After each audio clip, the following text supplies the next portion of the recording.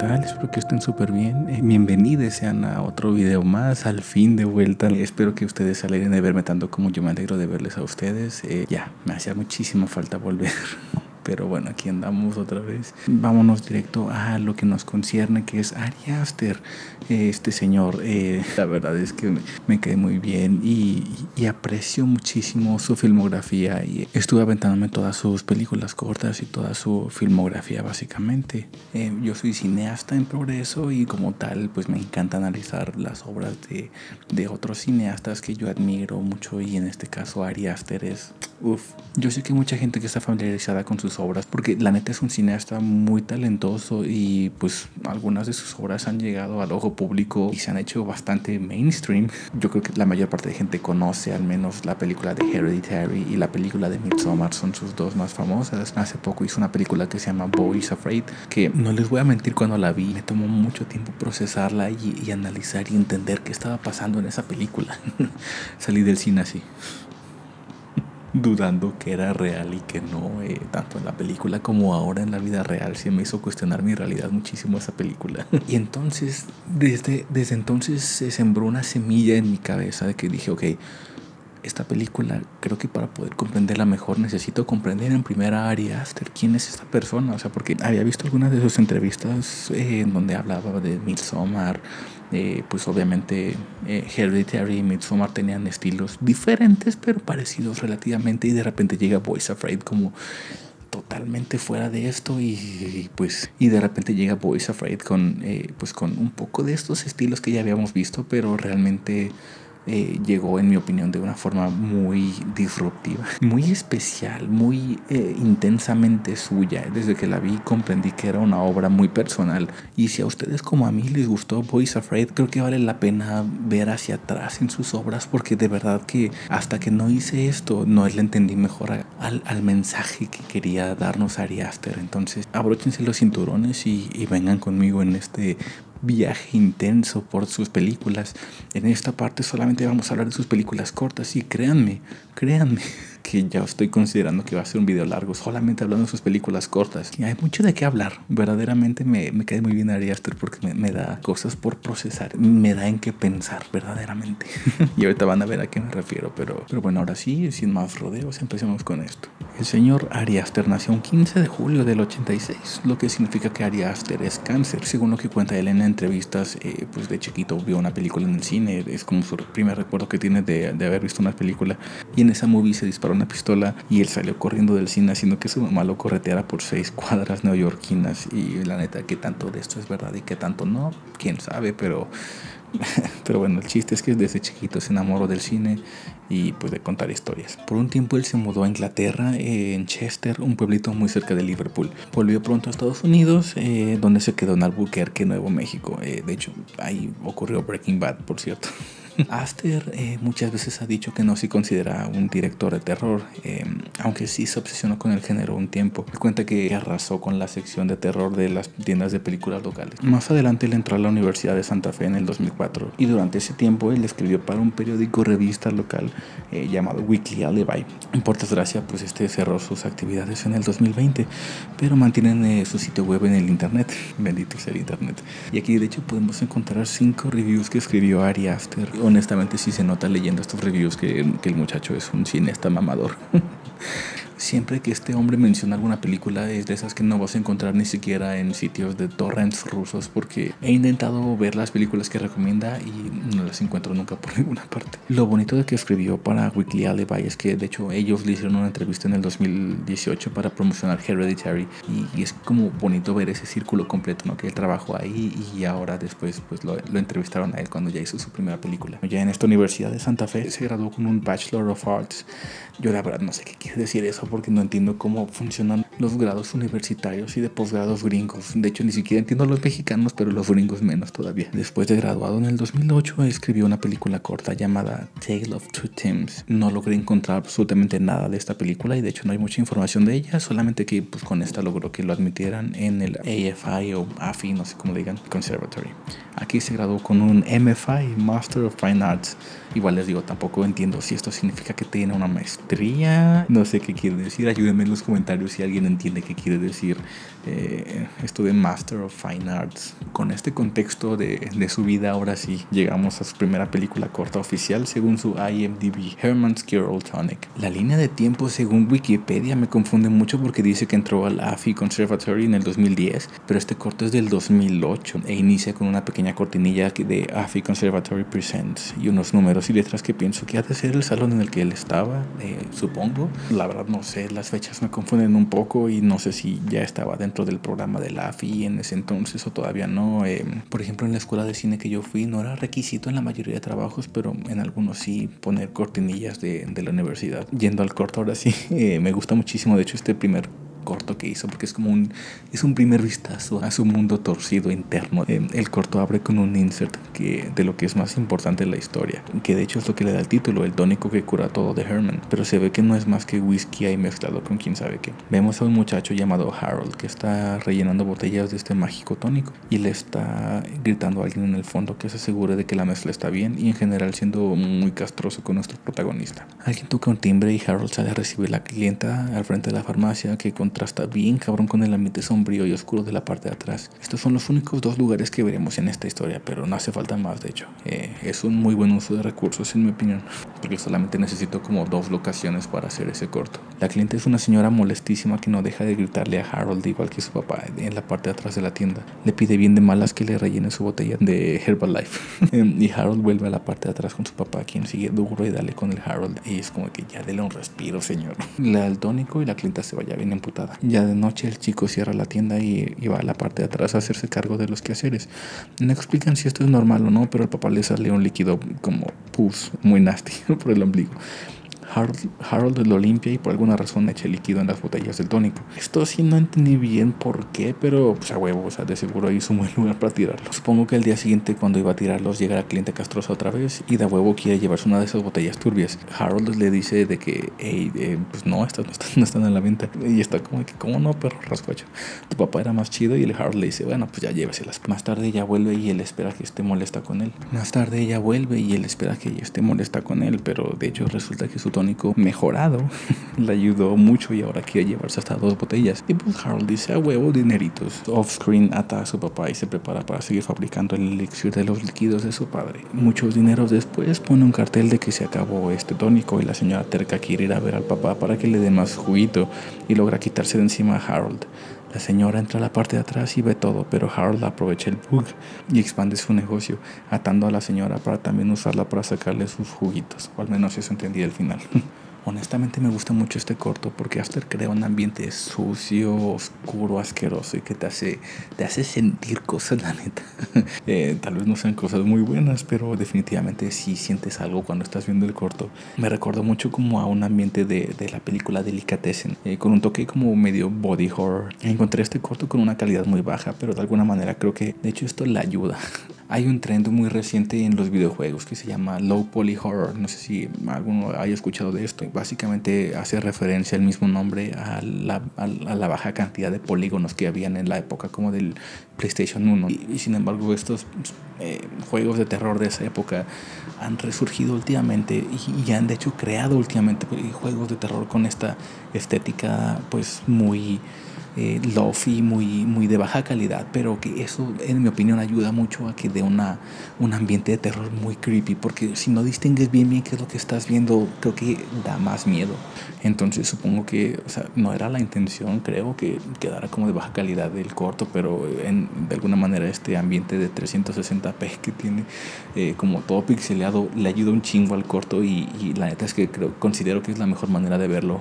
Una de las cosas que más le rescato a este corto es la gran lección que nos deja en cuanto al manejo de recursos. Pues obviamente estos cortos hechos con bajos presupuestos pues no cuentan con mucho dinero, claramente, ¿no? Y esto obliga a los realizadores a adaptarse y en muchas ocasiones esto significa pensar la historia desde un principio para hacer el mayor uso posible de los recursos disponibles. Y en este caso, por ejemplo, la parte de atrás de la farmacia se pudo haber hecho en muchos espacios porque como no tiene iluminación y la historia misma narrativamente requiere este espacio oscuro que no se ve ha definido qué es realmente. Siento que eso le ayuda mucho a manejar los recursos. La farmacia no sé cómo la consiguió, pero supongo que todo se pudo haber grabado en un día tal vez. Entonces bueno, sí, creo que eso es la mayor lección que me llevo de esta película. Hacer desde tu guión lo más que puedas con la menor cantidad de cosas posibles. Y menciono esto porque yo creo que uno de los más grandes errores que he notado yo pues de cortos estudiantiles en mi tiempo que estuve en la universidad de cine es que a veces son demasiado ambiciosos para su propio bien. Como que a veces no se considera mucho realmente como qué se puede hacer con lo que se tiene. Y algunas personas piensan en hacer historias más grandes. Sin embargo, como no contamos con los recursos todavía para hacer historias grandes, se nota a la hora del diseño de producción o de la dirección de arte. En general se nota la falta de recursos para contar esa historia grande. Y entonces aquí Ari Aster está contando una historia pequeña, muy autocontenida y pues bastante efectiva en el uso de recursos. Eso es lo que yo más rescato de esto. El siguiente corto es uno de los más famosos de Ari Aster. De hecho, yo creo que es el más mainstream de todos y por justa razón, obviamente. The Strange Thing About the Johnsons salió en el 2011 entonces pues hubo un lapso de tiempo grande que Ari Aster no hizo cortos. Y al parecer fue como un corto de tesis que hizo para el LAFI Conservatory. La institución tiene una página dedicada a las películas que han hecho sus exalumnos. Es como una pequeña movie, pero pues solamente de LAFI Conservatory. Ojalá mi ex escuela tuviera algo así, estaría bien chido. Bueno, en la bio de Ari Aster ponen que un guión suyo ganó un premio y una novela que escribió fue finalista en otro concurso. De estos materiales no puedo encontrar nada, pero es un buen fun fact. Y esta película de The Strange Thing About the Johnsons fue la primera vez que trabajó con Pavel Pogorzelski, esto va a decir su nombre bien. Él actualmente es el único cinefotógrafo con el que ha trabajado, tanto en sus películas grandes, me refiero en Hereditary, Midsommar y Boys Afraid. De hecho, fue el cinefotógrafo que trabajó en Blue Beetle. Claramente ha llegado bastante lejos y qué chido, la neta. La película inicia con un muchacho haciendo cosas por las que dicen que salen pelos en las manos. Y en eso entra el papá y lo cacha. El papá le dice que no vio nada y le da la pequeña charla de padre e hijo. La plática de hecho sale bastante bien. El papá le dice que no hay pecs y que sorry si estuvo raro que hablen de eso, pero pues que es para que no sea tabú y así. Todo sale bien. El muchachín le dice al papá que lo ama y el giro de tuerca viene cuando revelan que la foto con la que se andaba apachurrando al ganso era del papá. Corte a ellos en una sesión fotográfica y me encanta ese detalle de que el hijo se le queda viendo un buen al papá. No recuerdo si me di cuenta la primera vez que vi el corto. De ahí corte a una sesión de fotos de la familia de ya un poco más grandes. Es una sesión por la boda del hijo y trácatelas que le agarra la nalga al papá. Pasamos a la fiesta y la mamá los empieza a buscar y el shock cuando los encuentra en pleno momento norteño extremo. De ahí pasa un tiempo después, la mamá cocinando le pide al hijo que si puede ir por el padre, que ya está la comida. El papá está en plan, el papá de Coraline escribiendo algo. Parece ser una biografía o algún texto hablando de ese tema. El hijo casi lo cacha, pero todo bien. Returbio el hijo mientras están cenando.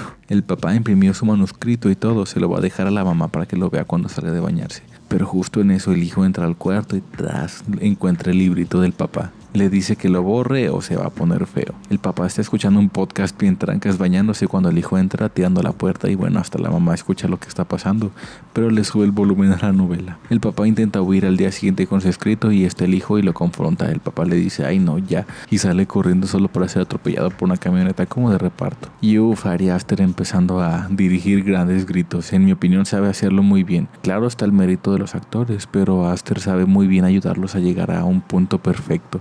Muy dramáticos esos gritos, pero tampoco a un punto novelesco. La mamá le pregunta al hijo de que qué pedo, porque el papá volvió llorando el día de la graduación, que si ahí empezó o cuándo. Y el hijo se hace menso y se agarran a putazos, terminando con la mamá, acabando con la vida del hijo. Curiosamente, esta no sería la última vez que una historia de Aster acabaría así. De este corto me sorprendió muchísimo darme cuenta que fue solo su segundo, porque verdaderamente está muy bien hecho. Yo diría que tiene el feeling de un largometraje con presupuesto. Aparte, esos créditos están largos, hay mucha gente involucrada y tuvo un montón de patrocinios o colaboraciones. Por ejemplo, vienen en los créditos Yahoo, Home Depot y varias empresas que supongo que apoyaron al proyecto. proyecto. Y en fin, al final de los créditos dice que fue producida en el Abbey Conservatory y en cumplimiento parcial de los requerimientos para la Master of Fine Arts. Supongo que la escuela ayudó, pero que tanto quién sabe. En mi universidad los proyectos finales de tesis te ayudaban nomás con equipo bueno pero pichurriento y te prestaban un foro o algún salón si los apartabas con tiempo. Y bueno, después de tremendo bombazo de película corta, que fue lo siguiente que hizo Ari Aster, TDF Really Works empieza con dos amigos haciendo bromas aparentemente muy tontas hasta que uno de ellos como broma se echa un pedo y el otro, protagonizado por el mismo Ari Aster, le pregunta ¿qué fue eso? Y su amigo le contesta, fue un pedo de trasero regular. Aster le dice que eso no es gracioso porque ahora hay un nuevo producto de Tino que sí lo es. Y de ahí evoluciona a un infomercial que explica cómo usar la máquina de pedos de pito de Tino. TDF de hecho significa eso, Tino's Dick Fart. Y bueno, TDF Really Works es un corto de Aster que más bien yo diría que es como un skit de YouTube con sentido del humor de YouTube del 2011. Y bueno, eso es lo que hace reír a Ari Aster. Es una combinación muy extraña, la neta. Fun fact, hice una pequeña investigación rapidísima porque no me quería meter mucho en eso, pero al parecer sí es posible que pase eso, que te salgan pedos por el pene, por operaciones y algo de un catéter. No sé, la neta es que investiguenlo si quieren saber más de eso, pero bueno, el chiste es que este corto dura poquito menos de 3 minutos y no hay mucha información del contexto de este corto. O sea, no sé por qué hizo realmente esto, pero bueno, yo creo que es el más raro que hizo Ari Aster y en mi opinión es como el punto más bajo, entre comillas. Sin embargo, de alguna manera este corto logra lo que había pensado. O sea, no es como de que tenía pensado hacer como un comentario muy filosófico o algo así, sino que realmente desde el propósito de este corto es hacer un chiste grotesco y ya. No creo que Ari Aster lo hubiera hecho como contemplando hacer una obra maestra. Probablemente tal vez lo hizo por diversión porque pues bueno, sus dos cortos anteriores habían sido muy serios y pues habían estado más enfocados en el melodrama y pues como en ambientes oscuros. Entonces yo creo que estaba buscando algo más sencillo para hacer. Honestamente, si conociera a Ari Aster algún día me gustaría preguntarle qué piensa de este corto en retrospectiva. Pero bueno, este corto es muy importante. No olviden este corto de verdad cuando hablemos de Boys Afraid en la siguiente parte porque va a ser muy relevante. Me sorprende de verdad lo relevante que es. La siguiente película corta que hizo Ari Aster de hecho fue en el 2011 y desde que se anunció Disappointment Boulevard, después retitulada Boys Afraid, se hizo más del conocimiento general que en el 2011 ya había hecho Aster un corto llamado Bo, con el que compartía muchas similitudes. Bo empieza con un texto que dice: Bo no puede, Bo no va, Bo no debe dormir. Bo está empacando sus cosas, claramente lleva prisa, pero antes de salir olvida algo dentro de la casa. Deja las llaves puestas en la puerta y cuando vuelve ya no están estas llaves, ni siquiera su maleta, y no parece haber nadie que se las haya llevado. Pasa alguien caminando rápido y le dice: "¿Estás jodido?" Y se sigue corriendo. Fun fact, de hecho era Ari Aster mismo. Bo continúa estando con miedo y su estado exagerado macha con el exagerado mundo en el que vive, donde sus peores miedos son posibilidades reales. Oh, pero Bo no sabe nada de la vida. El futuro Bo se las vería mucho más cabrón, pero ya llegaremos a eso en la siguiente parte cuando hablemos de Boys Afraid. Se me hizo interesante ver este corto después de haber visto la película del 2023 porque es muy difícil de encontrar. De hecho, el cortometraje no está en YouTube. Hay una versión del corto que hay alguien que está narrando lo que está pasando, pero pues lo logré encontrar en una página que se llama archive.org. Se los dejo igual junto con todos los otros cortos abajo en la descripción. Y aquí en esta de archive.org sí está completo el corto y es su versión original. Algo que se me hace muy curioso es el trabajo de fotografía de este corto porque hasta ahora llevamos 4, de los cuales este es el que se me hizo más como de estudiante de cine. Bueno, el de TDF Really Works también tiene una estética muy YouTube, pero bueno, como era lo que pretendía hacer, realmente no me faltó nada raro. Pero Bo sí siento que tenía pensado algo más grande, o no sé, o sea, como que no me concuerda tanto la estética de la fotografía, de cómo se ve el corto con lo que yo creería que tenía pensado Aster originalmente, pero bueno, y no digo que sea como más de estudiante de cine como algo malo ni nada por el estilo, solamente que nuestros cortos usualmente cuando vamos empezando como que tienen un cierto feeling, ¿saben? Como que se siente como de estudiante de cine y poco a poco vamos puliendo y pues perfeccionando y aprendiendo, además de empezar a jalar a nuestro crew de confianza que sabemos que podemos contar con ellos y pues ¿saben? Entonces, bueno, aquí más específicamente me refiero que, por ejemplo, visualmente al principio comete un error común que veo, que es el tener paredes muy vacías. No tiene nada de malo como tal si es la estética pensada, pero sí lo noto que es algo muy frecuente en los cortos estudiantiles, ¿no? Que está la pared vacía y solamente hay un póster pegado, ¿no? Casi ni una foto, o si acaso una foto y ya.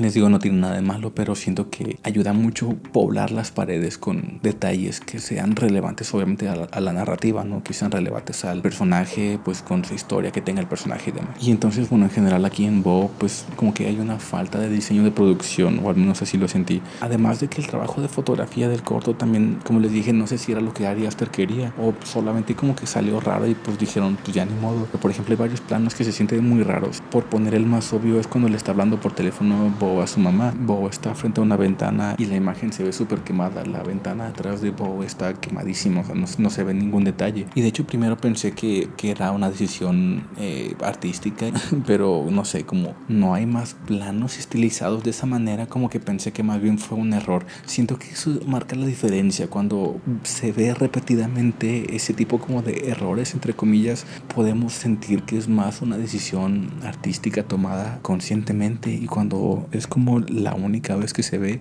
posiblemente fue un error, porque se siente raro en contraste con los otros planos que hay en el corto. Pero bueno, al final de todo lo que puedo decir del corto es que me gustó. Narrativamente está muy chido y siento que a pesar de que se siente como el corto más al ahí se va de Ari Aster, aún así se nota su manera de escribir los personajes y pues de contar las cosas que están pasando, en donde no te explica todo al 100%, sin embargo lo suficiente para que entiendas qué onda. No me parece su mejor corto, pero definitivamente sí veo porque como que tomó esta idea de Bo para un largometraje, y definitivamente sí siento que fue la decisión correcta. Pero aquí en este primer corto es complicado ver qué más iba a pasar después del corto. Y después de esta película corta hizo la que en mi opinión es la mejor de las que ha hecho de las películas cortas, que es Munchausen. Regresa en este corto ahora sí Paweł Pogorzelski como director de foto. No sé, aquí hay algo raro porque obviamente en Bo no fue Paweł el que hizo la foto, entonces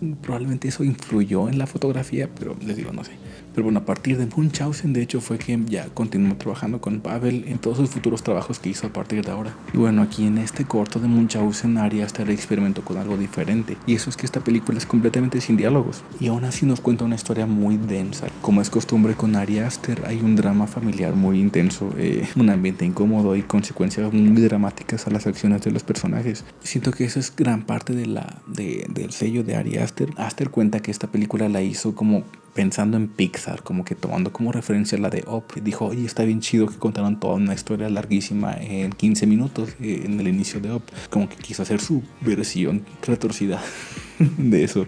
Y yo creo que es mi favorita porque la neta me encanta esa restricción de que no haya diálogos, porque significó usar todos sus otros recursos disponibles. El lenguaje cinematográfico, pues como les he dicho en otros videos, creo que hablé de eso en los de The Weeknd, o no recuerdo bien en cuál he hablado de esto, pero el lenguaje cinematográfico hace uso de los recursos musicales, de los recursos visuales, el diseño sonoro, etcétera. Y yo siento que es como la diferencia en el lenguaje escrito, como entre decir una cosa literalmente a decirlo como en poesía. El mensaje que transmitas puede ser exactamente el mismo, pero el cómo lo dices hace que todo cambia. Y bueno, esta es la historia de una señora que tiene lo que antes se llamaba como síndrome de Munchausen por poder, y ahora se le conoce como trastorno facticio impuesto a otro.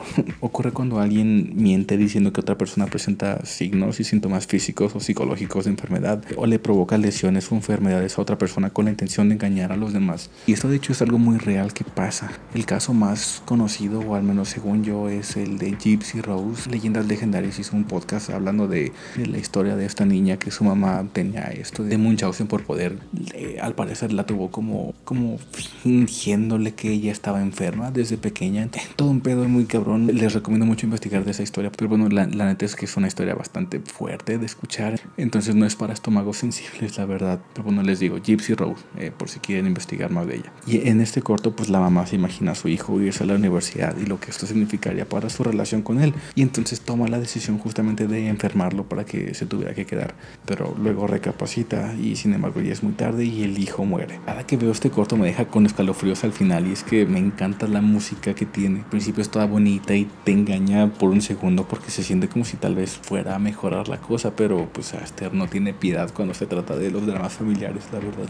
Y de este corto creo que lo que más rescato, les digo, es eso. Recomiendo muchísimo yo honestamente hacer un guión con una limitante como esta, de contar las cosas sin diálogos. Nos lo ponían a nosotros como ejercicio desde el principio en la universidad. De hecho, el primer cuatrimestre que estuve ahí, ninguna de nuestras tareas nos dejaban poner diálogos, porque muchas veces caemos en la literalidad de las cosas. Como les digo, decir un mensaje pues con las palabras literales. Ahí lo que nos ponían a hacer era pues decirlo como más en forma de poesía, o sea, no literalmente, pero me refiero que haciendo uso de los recursos del lenguaje cinematográfico para que aprendiéramos a contar cosas sin la necesidad de la literalidad de las palabras. Y pues bueno, aquí este es un gran ejemplo de una historia muy cabrona contada sin un solo diálogo. Este corto me agarró muy por sorpresa, para serles honesto, teniendo en cuenta que el resto de películas hasta ahorita habían tenido como una narrativa más tradicional. Tuve que ver Basically varias veces para entender un poco más de qué iba, porque la primera vez me quedé como que ¿qué acaba de pasar?